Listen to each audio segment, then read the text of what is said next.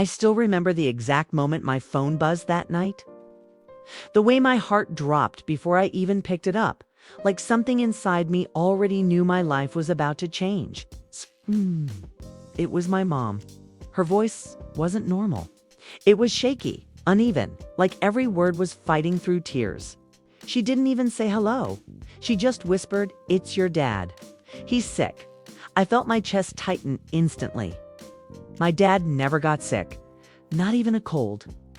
He was the kind of man who fixed things, who stayed calm, who held everything together. When life got messy, so hearing that word sick coming from her like that, it didn't feel real. "What do you mean?" I asked, already standing up, already panicking. There was a pause, a long one. Then she said it. "Cancer. Everything." Inside me went silent. She started crying harder, telling me they'd just found out that it was aggressive. That the doctors were saying treatment had to start immediately. She said insurance wouldn't cover everything, that they needed money fast or they might lose their chance. I didn't question it. I didn't think twice, because that's what you do when someone you love is dying. You don't investigate, you don't doubt you, just act. Within 2 days, I wired her $37,000. It was everything I had saved. Years of working late shifts, skipping vacations, saying no to things I wanted, all gone in one decision. And I didn't regret it for a second, because if it meant saving my dad, I would have given more. At first, she kept me updated constantly. Messages every day. "He's starting treatment. He's weak today. Pray for him." She even sent me pictures him lying in bed, looking tired, pale, distant. It broke me every time. Couldn't visit because she said he didn't want anyone seeing him like that. She said it would upset him. And I believed her because that sounded like him. Private, proud. Weeks passed, then months. And slowly, things started to feel. Offer updates became less detailed. Sometimes she'd take days to reply. When I asked specific questions like which hospital, which doctor, she'd dodge it. Change the subject or say she was too overwhelmed to talk about it. At first, I told myself I was overthinking. Grief does that, right? It makes everything feel strange. But then came the moment I couldn't ignore. I called my dad. I wasn't even expecting him to pick up. I just needed to hear his voice, even if it went to voicemail. But he answered. "Hey," he said casually. "What's up?" I froze. He didn't sound weak. He didn't sound sick. Sounded normal. I forced myself to speak, my voice shaking. "Dad, how are you feeling?" There was a pause, confused. "Feeling? I'm fine. Why?" My entire world tilted.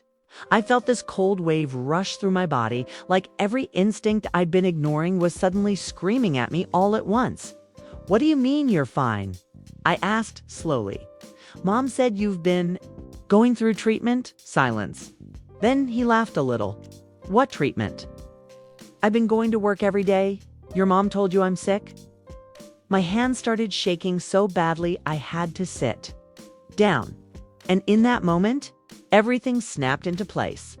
The vague messages, the excuses, the refusal to let me visit. The $37,000.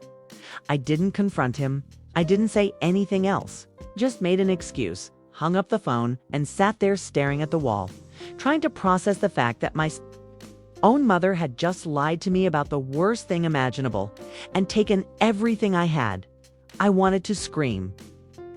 I wanted to call her and demand answers, but something inside me stopped me. Because if she could lie about something like that, she would lie her way out of anything. So I stayed quiet. I started watching. A week later, she posted something on social media. Photo of her and my sister at a restaurant, smiling, laughing, captioned, "Celebrating early birthday vibes." No mention of hospital visits, no sign of stress, no hint of the dying husband she'd been crying to me about. That's when I knew. This wasn't desperation. This was calculated. And if she thought she could just take my money and move on like nothing happened, she had no idea who she was dealing with. I didn't confront her. I waited. My sister's birthday party was coming up in 2 weeks. A big one. Family, friends, everyone would be there. It's the kind of event where people laugh loudly, post pictures, pretend everything is perfect. Perfect. I spent those 2 weeks preparing. I gathered everything: bank transfers, messages, timestamps. I even recorded my dad confirming he was never sick. I built it piece by piece, making sure there was no way she could twist the story. Then the night came. The house was full. Music, laughter, people holding drinks, my sister glowing in the center of it all while my mom played the role of the proud, loving parent. And there she was, smiling, laughing, acting like nothing ever happened. When she saw me, she froze for just a second, then she walked over like everything was normal and hugged me. "I'm so glad you came," she said softly. I smiled back. Of course I did. I waited until the cake came out, till everyone gathered around, phones out, cameras ready, attention focused. And then I stepped forward. "Before we cut the cake," I said, loud enough for the room to quiet down, "I just want to say something." My mom's smile tightened. I pulled out my phone. "You told me Dad was dying," I said, my voice steady but sharp. "You cried. You begged me to help. And I gave you $37,000. The room went silent. Her face went pale instantly. "What are you doing?" she whispered under her breath. I didn't stop. "Funny thing is," I called him. A ripple of confusion spread through the crowd. "And he's perfectly fine," gasps. I hit play.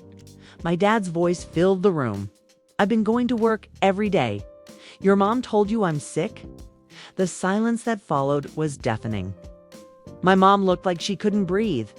"I have every message," I continued. "Every lie, every excuse, every transfer.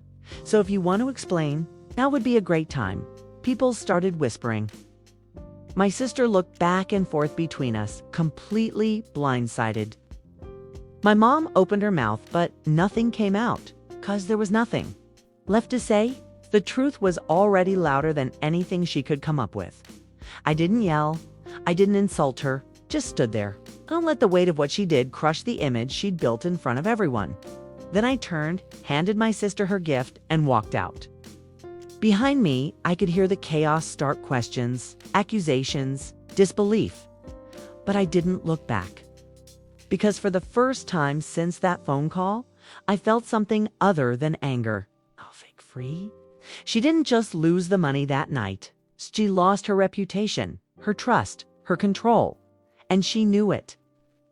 If you've ever been betrayed by someone you trusted more than anyone else, you know how deep that cut goes?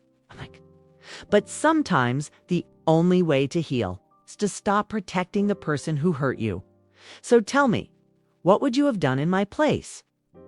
Would you have confronted her privately, or done exactly what I did? Drop your answer below.